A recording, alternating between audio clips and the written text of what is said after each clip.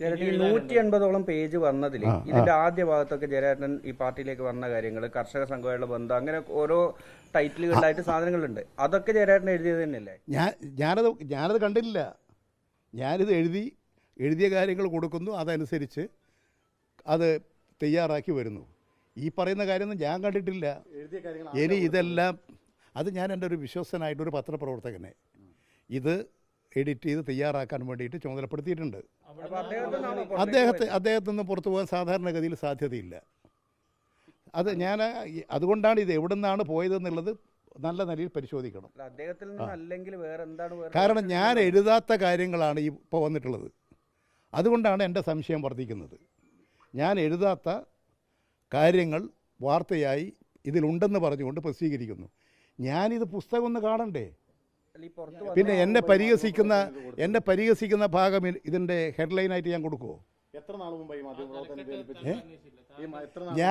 ഞാനെന്ത് അംഗീകരിക്കാൻ? ഇതാരായി തലക്കെട്ട് കൊടുത്തത്? എത്ര നാൾ മുമ്പായി മാധ്യമപ്രവർത്തനം ഏൽപ്പിച്ചത്? ഞാനിത് കുറച്ചു കാലം എഴുതാൻ തുടങ്ങിയിട്ട് ഇപ്പോഴല്ല, കുറേ കാലമായി എഴുതിക്കൊണ്ടേയിരിക്കുകയാണ്. അതെല്ലാം കൂടി എഴുതിക്കൊണ്ടിരിക്കുന്ന കാര്യങ്ങൾ ചിലപ്പോൾ കുറച്ച് എഴുതും, പിന്നെ അതെല്ലാം കൂടി തയ്യാറാക്കി വെച്ച് പിന്നെ അവരോട് ഒന്ന് റീറൈറ്റ് ചെയ്ത് ഭാഷ ശുദ്ധീകരിച്ച് എഴുതാൻ വേണ്ടി തയ്യാറാക്കാൻ പറയും. അങ്ങനെ കുറച്ച് കാലമായി. ഒരു ആളുകളുമായിട്ടും കരാറില്ല. ഇപ്പോൾ ശശി എന്നോട് ചോദിച്ചാൽ ശശിയോട് പറഞ്ഞിരിക്കുകയാണ്, ശശി മാതൃഭൂമിയായിട്ട് നമുക്കൊന്ന് ആലോചിക്കാം. ഇപ്പം DC ബുക്സുകാർ വന്നിട്ടുണ്ട്, ഒരാരും വന്ന് കാണുന്നില്ല എന്ന് ഞാൻ ശശിയോട് സംസാരിച്ച കാര്യമാണ്. മാധ്യമപ്രവർത്തകരോട് സംസാരിച്ചോ? ഇത് ആരുടെ കയ്യിൽ നിന്നാണോ പോയെന്ന് അന്വേഷിച്ചോ? അദ്ദേഹത്തിൻ്റെ കൈവശമൊന്നും പോയതായിട്ട് ഞാൻ മനസ്സിലാക്കുന്നത്. അങ്ങനെ അദ്ദേഹത്തിൻ്റെ കൈവശം അങ്ങനെ പോകാനുള്ള സാധ്യതയുള്ള ഒരാളല്ല. അതാണ് പരിശോധിക്കേണ്ടത്. ഇത് ബോധപൂർവം ഇത്തരമൊരു വാർത്ത സൃഷ്ടിക്കാൻ വേണ്ടി ഇത് എങ്ങനെയാണ് ഇവിടുന്ന് ഇവരുടെ കൈവശം എത്തിയത്? കാരണം അവരെ ഞാൻ ഏൽപ്പിച്ചിട്ടുണ്ടെങ്കിലല്ലേ അവർ പ്രസിദ്ധീകരിക്കുക. അതാ ഞാൻ പറഞ്ഞ ഇന്ന് 10:30 മണിക്ക് ഉദ്ഘാടനം വെച്ചിരിക്കുകയല്ലേ, പ്രകാശനം എൻ്റെ പുസ്തകം. എങ്ങനെ എന്നെ പരിഹസിക്കുന്ന കവർ ഇത് കൊടുക്കുമോ? കവർ ഫോട്ടോ തന്നെ. അത് EMSൻ്റെ കൂടെയുള്ള എൻ്റെ ഫോട്ടോസ് അതെല്ലാം എവിടെയെല്ലാം ഉണ്ട്, പല മാസികകളിലും വന്നിട്ടുള്ള ഫോട്ടോസൊക്കെ ആയിരിക്കും. ഞാൻ അതിൻ്റെ ഫോട്ടോസ് വരെ പോയി നോക്കിയില്ല ദേശവും. അതിൻ്റെ അകത്ത് എന്താണ് ഫോട്ടോ ഉള്ളത്, എന്താ കാര്യം, ഇതൊന്നും ഇരുന്ന് മുഴുവൻ ഒന്നിച്ച് വായിച്ച് കഴിഞ്ഞിട്ടില്ല. ഇങ്ങനെ കുറേശ്ശെ എഴുതി ഓരോ അനുഭവങ്ങൾ ഇങ്ങനെ എഴുതി കൊടുക്കുകയാണ്. ഒരു പേരും ഇതുവരെ നിർദ്ദേശിച്ചിട്ടില്ല. ഒരു പേരും ഇതുവരെ നിർദ്ദേശിച്ചിട്ടില്ല. ഇതിൻ്റെ ഫ്രണ്ട് കവർ പേജും ആരും നിർദ്ദേശിച്ചിട്ടില്ല. അത് നിർദ്ദേശിക്കണമെങ്കിൽ ഇത് ആരെങ്കിലും ഒന്ന് ഏൽപ്പിക്കണ്ടേ? നിങ്ങൾ ഇത് ആരെങ്കിലും ഒരാൾ ഏൽപ്പിക്കണ്ടേ? ഇവരെ ഏൽപ്പിച്ചിട്ടില്ല. DC ബുക്സിനെ ചുമതലപ്പെടുത്തിയിട്ടില്ല. ഏത് പുറത്തു വന്ന പേജുകൾ? ഇല്ല, ഞാൻ കണ്ടിട്ടില്ലല്ലോ. ഇന്ന് രാവിലെയല്ലേ ആ പേജുകൾ ഈ TV വന്നാൽ പേജ് വായിക്കാൻ കഴിയും. എൻ്റെ കൈവശം ഉള്ളതെന്ന് പറഞ്ഞാൽ ഞാൻ എഴുതിയത് മാത്രമാണ്. ആ എഴുതിയത് ഒരു അച്ചടിച്ച് ഒരു പ്രിൻ്റായി വന്നു കഴിഞ്ഞാൽ അത് ഞാൻ സൂക്ഷിക്കും. ഞാൻ എനിക്ക് ഇപ്പോൾ എൻ്റെ തോന്നുന്നത് ഒരു 10-200 പേജായിട്ടുണ്ടാവും. എനിക്ക് അവരെ വിശ്വസിക്കാൻ പറ്റില്ല.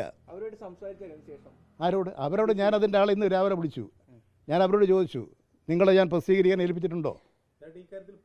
ഞാൻ പാർട്ടീൻ്റെ അല്ല ഈ പറയുന്നത്. ഞാൻ അവരോട് പറഞ്ഞു, ഇതിൻ്റെ പ്രധാനപ്പെട്ട ഒരു കാര്യം ചോദിക്കുമ്പോൾ റെഡി.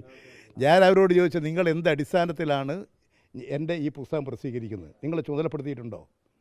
എന്തടിസ്ഥാനത്തിലാണ് ഇത്? നിങ്ങൾ അതാലോചിക്കരുത്. ഞാൻ എഴുതിയ പുസ്തകത്തിൻ്റെ പ്രകാശനം ഇന്ന് രാവിലെ 10:30. എത്രമാത്രം തെറ്റായിട്ടുള്ള നടപടികളും രീതികളുമാണ് സ്വീകരിച്ചിരിക്കുന്നത്. ഗുരുതരമായ ക്രിമിനൽ കുറ്റമാണത്. അപ്പോൾ അതുകൊണ്ടാണ് ഞാൻ DGPക്ക് പരാതി കൊടുത്തിട്ടുണ്ട്. മറ്റ് നിയമ നടപടികൾ ആലോചിക്കുന്നുണ്ട്. ഞാൻ എഴുതിയ എൻ്റെ പുസ്തകം തെറ്റായി വ്യാഖ്യാനിക്കുകയും തെറ്റായ കാര്യങ്ങൾ ഉണ്ടെന്ന് പറഞ്ഞ് പ്രചരിപ്പിക്കുകയും ചെയ്തിട്ടുള്ളത് ബോധപൂർവമാണ്. ഇത് സംബന്ധിച്ചിട്ടുള്ള നടപടികൾ ഉണ്ടാകണം എന്നാണ് ഞാൻ ആവശ്യപ്പെട്ടത്. രവി അദ്ദേഹം ഇവിടെ ഇല്ല, അദ്ദേഹം വിദേശത്താണുള്ളത്. അതുകൊണ്ട് ഞാൻ രാവിലെ ഇവിടെ വിളിച്ചപ്പോൾ കിട്ടിയില്ല. ഞാൻ പറഞ്ഞു അദ്ദേഹത്തോട് അടിനിരന്ന് എന്നെ വിളിക്കാൻ പറഞ്ഞു.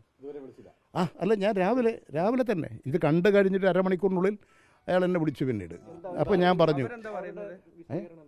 അദ്ദേഹത്തിൻ്റെ വിശദീകരണമൊന്നുമില്ല, അത് അന്വേഷിക്കുക, എന്താണെന്നറിയില്ല എന്നാണ് അദ്ദേഹത്തിൻ്റെ മറുപടി. ഇവിടെയുള്ള ആരോ ചെയ്തു എന്നാണ് അദ്ദേഹം പറയുന്നത്. ഏത് കോട്ടയത്തുള്ള ബുക്സിലുള്ള അദ്ദേഹം ഒരു ഒരു എന്താണെന്നുള്ളത് വ്യക്തമാക്കാത്ത നിലയുണ്ട് എന്താ അറിയില്ല, അന്വേഷിക്കാം. രാവിലെ ഈ വാർത്ത വന്നതിന് ശേഷം, ഈ വാർത്ത വന്നപ്പോഴല്ലേ ഞാനിതറിയുന്നത്. അല്ലാണ്ട് എൻ്റെ ഒരു പുസ്തകം ഇങ്ങനെ ഞാനിപ്പോൾ പി ജയരാജൻ്റെ പുസ്തകം പ്രസിദ്ധീകരിച്ചു കോഴിക്കോട്. ഒരു പ്രസാധകൻ പങ്കെടുത്തുകൊണ്ട് അദ്ദേഹമല്ലേ ആളുകളെ ക്ഷണിച്ച് പ്രസിദ്ധീകരിക്കുക. എൻ്റെ പുസ്തകം പ്രസിദ്ധീകരിക്കാനും ഇതിങ്ങനെ നടത്താനും DC ബുക്സുകാരെ ഏൽപ്പിച്ചിട്ടുണ്ടോ? ആരെങ്കിലും ഏൽപ്പിച്ചിട്ടുണ്ടോ? ഞാൻ എൻ്റെ ആത്മകഥ എഴുതുന്നു, അതെൻ്റെ ജീവചരിത്രമാണ്. ആ ജീവചരിത്രം എഴുതുമ്പോൾ എൻ്റെ ജീവിത കഥകളാണ്. ആ കഥകൾ ഞാൻ എല്ലാം എഴുതി എനിക്ക് എഴുതാൻ പറ്റാവുന്ന, ഞാൻ ഉദ്ദേശിച്ചൊരു കാര്യം എഴുതാൻ പറ്റാവുന്ന കുറച്ചും കൂടി ദിവസങ്ങൾ അല്ലെങ്കിൽ കുറച്ചും കൂടി എഴുതി ഒരു ഏജിൽ അത് നിർത്തി. ഇത്രാമത്തെ വയസ്സിൽ ഞാൻ ഈ എഴുത്ത് അങ്ങനെ അത് സമാപിപ്പിക്കണം എന്നാണ് ഞാൻ ഉദ്ദേശിക്കുന്നത്. എൻ്റെ ഇത്രാമത്തെ വയസ്സിൽ ഞാൻ ഈ ജീവചരിത്രം ഇവിടെ നിർത്തുന്നു. ഇനി അടുത്ത ജീവചരിത്രം ഇനി അങ്ങോട്ട് പിന്നീട് എന്ന് അതിൻ്റെ അവസാന ഭാഗം ചേർക്കാനൊക്കെ ഞാൻ തയ്യാറാക്കിക്കൊണ്ടിരിക്കുകയാണ്.